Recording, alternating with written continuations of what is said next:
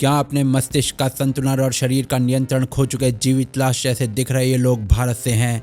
पंजाब में आपका स्वागत है, जहां नशा लोगों को ज़ॉम्बीज में परिवर्तित कर रहा है। ਤੇ ਰਸਤੇ ਚ ਆਉਂਦੇ ਆ ਦੇਖੋ ਵੀ ਕੁੜੀ ਦਾ ਕੀ ਹਾਲ ਆ। ਬਿਲਕੁਲ ਜੋ ਹੋਇਆ ਪਹਿਲਾਂ ਚੱਲੀ ਇਧਰ ਨੂੰ ਆ ਗਈ ਹੁਣ। अभी तक ये दृश्य अमेरिका की सड़कों से आते थे, आज पंजाब से आ रहे हैं। स्थिति विस्फोटक है। There are clear visual signals that society doesn't care what happens to the people in Kensington. Some people have taken that as an invitation to abuse them. Punjab में नशे की समस्या बर्बादी पर उतर आई है। विधवाओं के गांव बनने लगे हैं, छोटे छोटे बच्चे ओवरडोज से मर रहे हैं और पंजाब कुछ नहीं कर पा रहा है, क्योंकि पंजाब की सत्ता पंजाब को इस नशे का आदी बना रही है। This is Makbulpura, a settlement notoriously known as a village of widows and orphans. Punjab में फैल रही है नशीली बर्बादी उस विचार ने उत्पन्न की जिसे खालिस्तान कहते हैं। दुख की बात यह है कि पंजाब आज भी उस स्थिति में बैठा है जिस स्थिति में खालिस्तानी लहर से पहले बैठा था।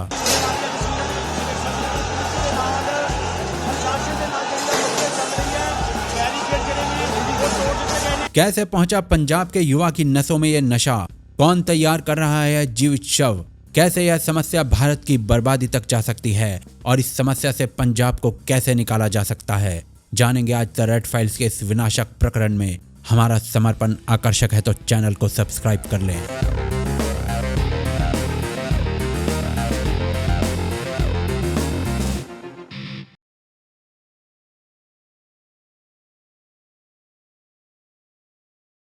देखिए, पंजाब की सड़कों पर अपनी नसों में नशा भरे ज़ॉम्बीज की भांति डोलते जीवित शव कोई अपवाद के स्वरूप आपको नहीं दिखाए जा रहे हैं। पंजाब भारत की नशा राजधानी बन चुका है। अगस्त 2023 में राज्यसभा में प्रस्तुत किए गए आंकड़ों के अनुसार उत्तर प्रदेश में 31,000 ऐसी FIR लिखी गई थी जो ड्रग्स से संबंधित थी।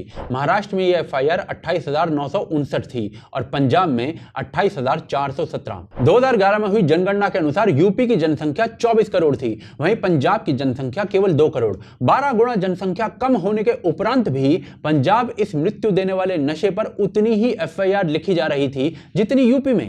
केवल एकमात्र यह आंकड़ा दिखाता है कि पंजाब कितनी तीव्रता से इस मृत्यु को गले लगा रहा है। 2015 में पंजाब में किए गए एक सर्वेक्षण के अनुसार पंजाब में उस समय 2,32,856 ऐसे नशाखोर थे जो ड्रग्स के बिना जी ही नहीं सकते थे और 8.5 लाख से अधिक ऐसे नशाखोर थे जो नशा तो कर रहे थे पर उसके आदी नहीं हुए थे। इस आंकड़े से आपको कदाचित यह लगे कि केवल 1.2% पंजाब के लोग ही ड्रग्स के आदी थे या फिर 4.5% लोग ही ड्रग्स का प्रयोग किसी रूप में कर रहे थे।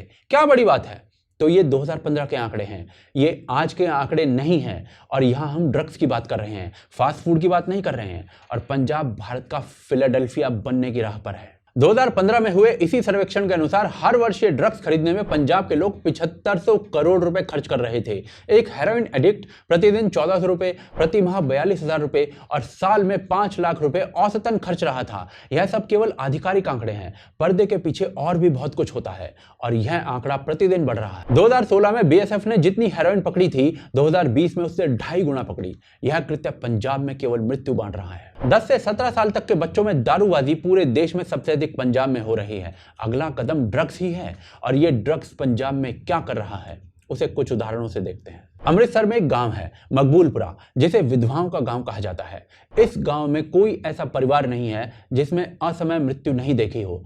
कारण जानते हैं? मकबूलपुरा में हर परिवार में कम से कम एक व्यक्ति ऐसा है जो ड्रग्स की लत में है, जो शेयर्ड सुइयों का प्रयोग कर रहा है, दिन में 100 नशे की गोलियां ले रहा है, अपने लहू का विक्रय करके, चोरी करके या घर की महिलाओं से पैसे छीनकर ड्रग्स का सेवन कर रहा है। विधवाओं के गांव ऐसे ही नहीं बनते। पंजाब में 14-14 वर्ष के बच्चे ड्रग्स के ओवरडोज से मर रहे हैं। ऐसी भी माताएं हैं जो प्रार्थना कर रही हैं कि उनका बच्चा मर ही जाए। यह पंजाब का नया सामान्य है और एड्स जैसी व्याधि से मरना भी। पटल पर दिख रहे इस ग्राफ से आप पंजाब के भीतर HIV एड्स के मामले किस गति से बढ़ रहे हैं वो देख सकते हैं। जानते हैं क्यों?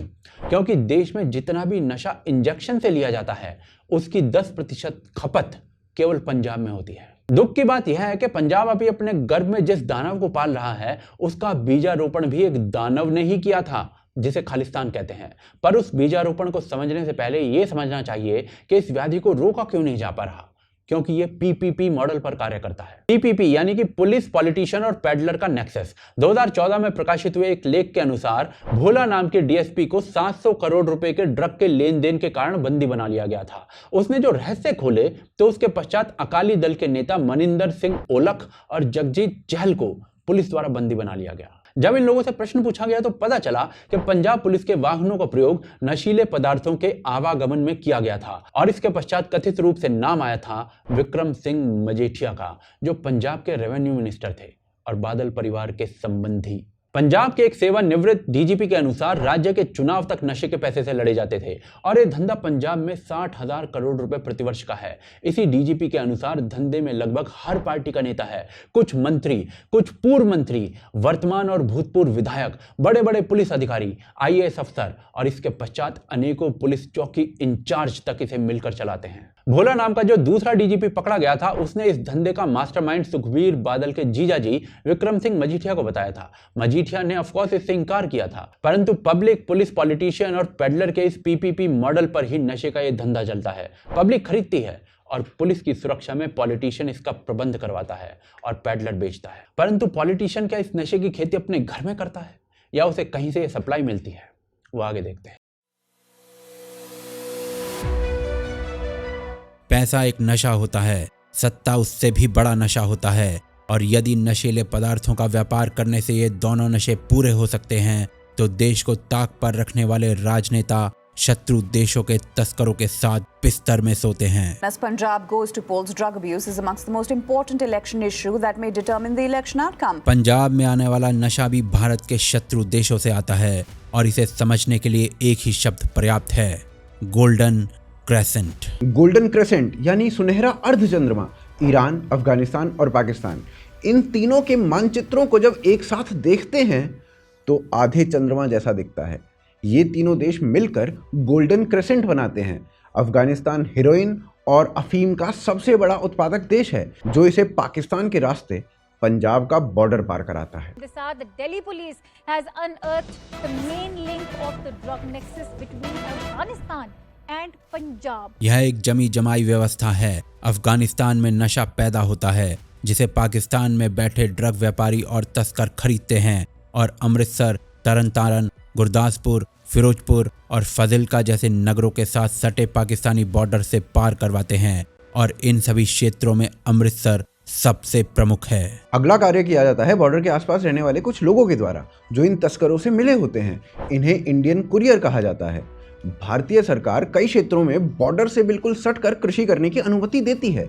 इन बॉर्डर पर फेंसिंग होती है, परंतु इन्हीं क्षेत्रों का प्रयोग करते हुए पाकिस्तानी खेतों से तस्कर पंजाब के खेतों में नशा पहुंचाते हैं। कभी पाइप्स का प्रयोग करते हुए, कभी सुरंगों का प्रयोग करते हुए और कभी ड्रोन्स का प्रयोग करते हुए और कभी कभी पेड़ों का प्रयोग करते हुए। बाढ़ के पानी में गोता लगाओ, चिट्टे को बॉर्डर पार कराओ। एक बार भारत में यह ड्रग प्रवेश करता है तो भारतीय कुरियर इसे भारत के तस्करों को देता है। भारतीय कुरियर को 3 से 5 हजार रुपए मिलते हैं और भारतीय तस्कर इस नशे की खेप को पंजाब के भिन्न भिन्न नगरों तक पहुंचाता है, दिल्ली, मुंबई, बेंगलोर तक भी और यूरोप तक भी। यह कार्य बिल्कुल भी सरल नहीं होता। पंजाब और पाकिस्तान का ड्रग माफिया मौसम, टोपोग्राफी, फसल, चंद्रमा की चाल, यातायात के साधन, मील के पत्थर, सुरक्षा बलों की उपलब्धता और तकनीकी का प्रयोग, इन जैसी सभी चीजों का ध्यान रखता है। खेप जिस दिन देनी होती है उससे पहले पूर्वाभ्यास किया जाता है। भारतीय तस्कर पाकिस्तानी और पाकिस्तानी तस्कर भारतीय सिम कार्ड का प्रयोग करते हुए सुरक्षा और जांच एजेंसियों से बचते हैं। क्या यह कार्य राजनीति के बिना सहयोग के हो सकता है? पंजाब पाकिस्तान के साथ 553 किलोमीटर की सीमा साझा करता है। इस क्षेत्र में बीएसएफ की 18 टुकड़ियां प्रहरी के रूप में हर समय रहती हैं, आधुनिक तकनीक के प्रयोग के साथ। परंतु पंजाब पुलिस और बीएसएफ एक साथ मिलकर कार्य नहीं करते। पुलिस पर तस्करों के साथ मिलकर काम करने के आरोप लगते हैं, जो पंजाब की सरकार के नीचे काम करती है। वो उनकी बहन हरसिमरत कौर मोदी सरकार में मंत्री हैं। विक्रम सिंह पर ड्रग्स के बड़े तस्करों के साथ रिश्ते के आरोप लगे हैं। पंजाब को एक नशीला भस्मासुर निगल रहा है, परंतु इस भस्मासुर को पंजाब ने स्वयं ही पैदा किया था। कैसे, वो आगे देखते हैं। देखिए, पंजाब में जो नशेड़ी आपको लगभग मृत मस्तिष्क की अवस्था में ज़ॉम्बीज की भांति दिखने लगे हैं, वो उस विनाश का द्योतक है जिसे अपने बही खाते में स्वयं पंजाब ने लिखा। 1979 में ईरान में इस्लामिक क्रांति आई थी और कुछ समय में ही ईरान इराक युद्ध आरंभ हो गया था और लगभग इसी समय ईरान ने अपनी सीमाओं से बाल्कान रास्ते को बंद कर दिया था, यानी कि वो रास्ता जो यूरोप को जाता था। इस रास्ते के बंद हो जाने पर अफगानिस्तान जो बड़ा उत्पादक था ड्रग्स का, वो अब यूरोप में नशा कैसे बेचे? तो इस कारण से पाकिस्तान से भारत होते हुए समुद्री मार्ग से ड्रग्स यूरोप भेजे जाने का प्रबंधन देखा जाने लगा और पंजाब भारत में प्रवेश का सबसे बड़ा माध्यम था। परंतु दुर्भाग्य से पंजाब में लगभग इसी समय एक आतंकवादी आंदोलन चल रहा था, खालिस्तानी आंदोलन, और यह सबसे बड़ा कारण बना पंजाब की बर्बादी का। क्या आपने नार्को टेररिज्म के बारे में सुना है? इसमें नशीले पदार्थों का व्यापार और तस्करी आतंकवादी गतिविधियों को चलाने का सबसे बड़ा माध्यम बनता है और खालिस्तानी कांड में यही हुआ। 80 और 90 के दशक में चले खालिस्तानी कांड में अत्याधुनिक हथियारों का प्रयोग किया गया था। कहां से आते थे हथियार?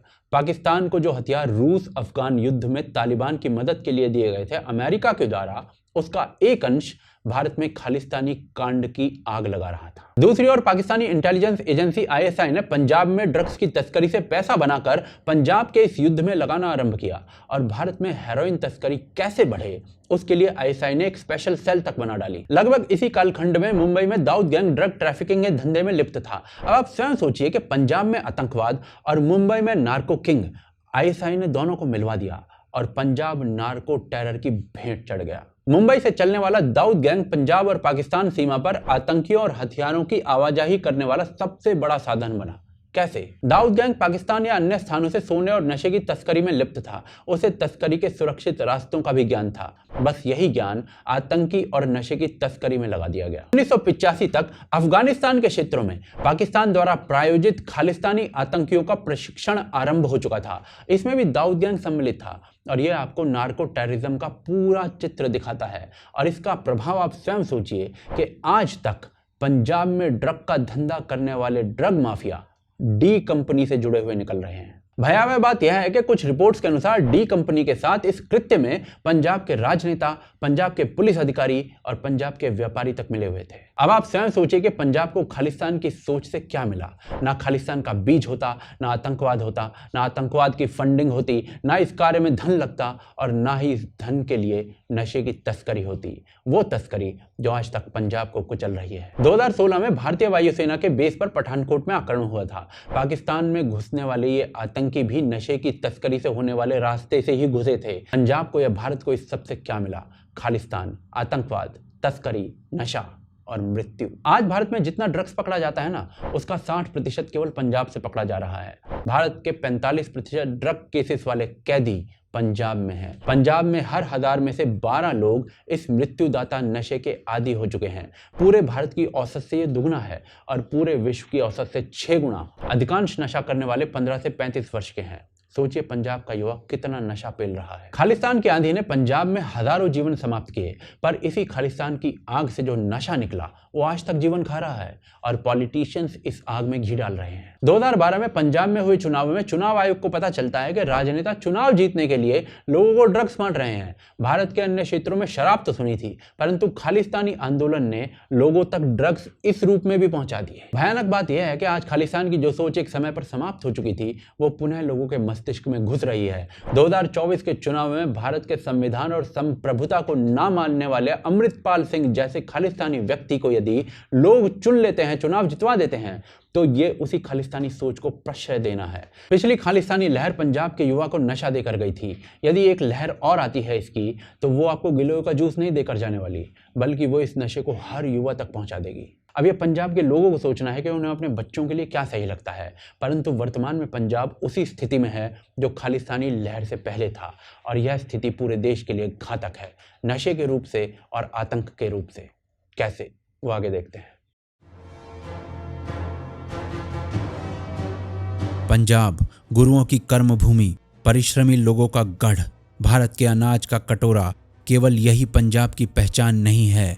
नशे को नसों में घुसाए अर्धमृत मस्तिष्क और जीवित देह लिए पंजाब की सड़कों पर घूमती जीवित लाशें भी अब पंजाब को पहचान देने लगी हैं। सब आए सी मत्था टेकण ते रास्ते च आउंदे आउंदे आ देखो भी कुड़ी दा ये नशा खालिस्तानी विचार के गर्भ में पला था और ऐसा उस राज्य में हो रहा है जो भारत की सुरक्षा की ढाल है। पंजाब पाकिस्तान और जम्मू कश्मीर से अपनी सीमाएं साझा करता है। पाकिस्तान से भारत 4 युद्ध लड़ चुका है और कश्मीर आतंकवादियों का गढ़ रहा है। वहीं पंजाब एक समय तक अपने हिस्से से अधिक सैनिक भारतीय सेना को देता रहा है। ऐसे में पंजाब का नशे में फंसकर अनस्टेबल हो जाना भारत के लिए भयानक है।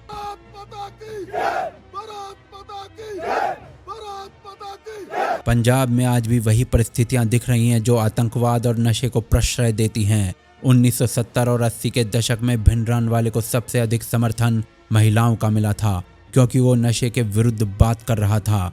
परंतु पर्दे के पीछे वही खालिस्तानी सोच थी जिसने पंजाब में नशा घुसाया था। आज पुनः अमृतपाल सिंह को चुनाव जितवाकर समर्थन दिया जा रहा है नशे पर प्रहार के नाम पर, परंतु ये खालिस्तानी सोच केवल पंजाब की नसों में नशा ही भरने वाली है। 80 के दशक में सिख समाज की व्यथा को इग्नोर करने के कारण भिंडरानवाले जैसे लोग शक्तिशाली बने थे।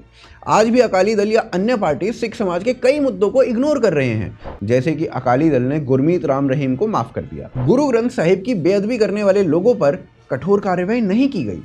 इन चीजों का प्रयोग करके कुछ लोग सिख समाज में भय का माहौल बनाते हैं और जैसे भिंडरानवाले उत्पन्न हुआ वैसे ही अमृतपाल को भी उत्पन्न किया जा रहा है। उस समय भिंडरानवाले को उसके हर अपराध के पश्चात संसद से राजनेताओं द्वारा छुड़वा दिया जाता था। आज अमृतपाल को छुड़वाने के लिए भी वही स्थिति बनाई जा रही है।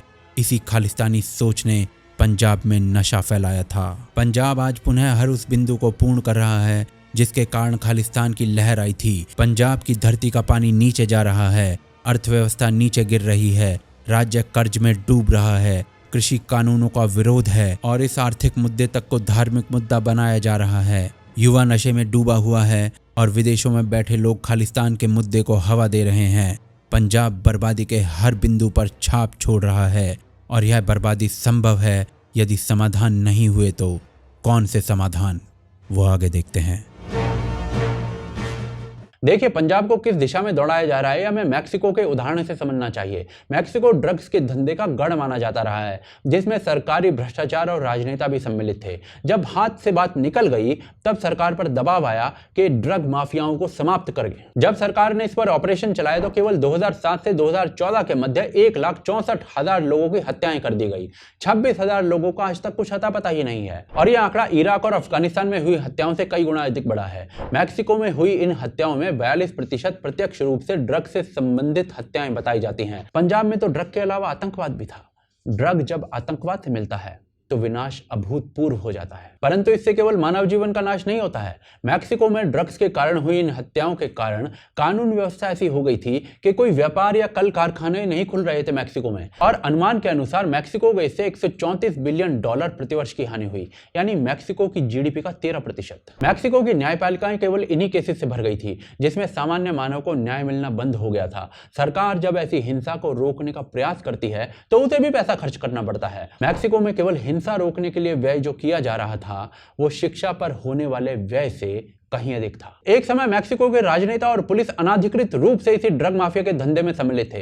ये धंधा करने वाले लोग $1 बिलियन का भ्रष्ट पैसा केवल पुलिस को खिलाते थे, जैसा पंजाब में भी बताया जाता है। मैक्सिको ने जब से ड्रग्स पर युद्ध घोषित किया, ड्रग्स का प्रकोप वहां और बढ़ गया, क्योंकि बात हाथ से निकल चुकी थी पहले ही। ऐसे में पंजाब अपने बच्चों को कर्मठ मनुष्य बनाना चाहता है या एक ज़ॉम्बी, वो पंजाब स्वयं सोचे। यदि पंजाब इस स्थिति से बचना चाहता है तो उसके कुछ तरीके हैं। ड्रग्स का इलीगल प्रयोग करने वाले व्यक्ति को सजा हो रही है, ठीक है, परंतु ध्यान उस पुलिस अधिकारी और उस राजनेता को जेल में ठोकने पर भी दिया जाए जो इस कार्य में लिप्त है। नॉन एग्रीकल्चर सेक्टर पर भी ध्यान दिया जाए जो नौकरियां पैदा करेगा और काम में व्यस्त युवा नशे से दूर रहेगा। ई state police, BSF, DRI, NCB, intelligence bureau जैसी एजेंसीज को एक प्लेटफॉर्म पर लाकर अच्छे समन्वय के साथ एक साथ काम करवाया जाए। इसके अतिरिक्त पुलिस को ड्रग्स रोकने या पकड़ने के लिए स्पेशल ट्रेनिंग मिलनी चाहिए। ड्रग्स से जुड़े केसेस का निवारण फास्ट ट्रैक कोर्ट्स में होना चाहिए 6 महीने के अंदर। इसके अतिरिक्त एक राज्य को अपनी इंटेलिजेंस रिपोर्ट ड्रग्स के मामलों में दूसरे राज्य को भी बतानी चाहिए, जिससे समय पर प्रभावी कदम लिए जा सकें। बॉर्डर पर हो रहे अपराधों को रोकने के लिए स्पेशल बॉर्डर पुलिस स्टेशन भी बनाए जा सकते हैं। बॉर्डर के क्षेत्रों में सड़क और आधुनिक इंफ्रास्ट्रक्चर और सुरक्षा बलों द्वारा तकनीक का प्रयोग भी इस समस्या को कम करेगा। पर इन सबसे महत्वपूर्ण एक और चीज है, इच्छा शक्ति। क्या पंजाब के कुछ प्रतिशत लोग जो खालिस्तानी सोच वाले व्यक्ति को वोट दे रहे हैं वो अपनी सोच की हत्या करने की इच्छा शक्ति दिखाएंगे? क्योंकि ये सोच एक दिन पंजाब के हर गांव से बच्चों को एक जीवित लाश बनने वाला दिन दिखा सकती है। सत्य कड़वा होता है परंतु आवश्यक होता है। ऐसा दिन देखने से बचने के लिए सत्य को शेयर कीजिए, इस वीडियो को शेयर कीजिए, चैनल को सब्सक्राइब करे बिना बेल आइकन दबाए बिना नहीं छोड़िए। हमारे कार्य को यूपीआई और पेट्रियन के माध्यम से सपोर्ट अवश्य कीजिए। लिंक आपको डिस्क्रिप्शन और पिन कमेंट में मिल जाएगा। साथ ही साथ जो वीडियो आपको स्क्रीन पर दिख रहा है उसे अवश्य देखें, जो आपको बताएगा कि पॉर्न आपको कैसे बर्बाद कर रहा है। अगले सप्ताह पुनः मिलते हैं रेड फाइल्स के एक और विनाशक प्रकरण।